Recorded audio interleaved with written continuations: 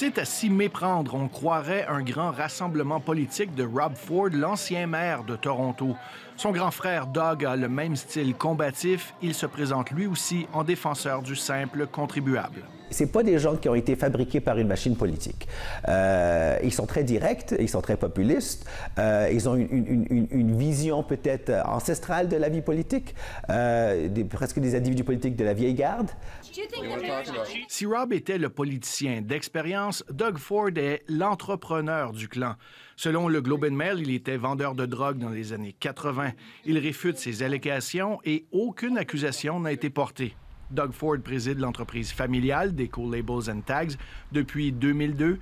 Il est donc moins engagé socialement que l'était son jeune frère. Doug avait aussi beaucoup de responsabilités en termes de la business familiale.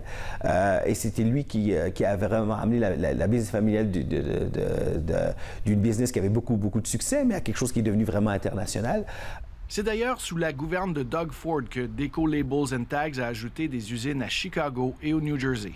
Tout comme M. Trump, c'est un millionnaire qui se hisse en tribun du peuple. Et c'est là un aspect un peu bizarre qu'il réussit en fin de compte. La politique, c'est vraiment une affaire de famille pour les Ford. Doug père a été député provincial dans le gouvernement de Mike Harris pendant les années 90. Rob Ford, lui, a été conseiller municipal pendant 10 ans avant de devenir maire de Toronto.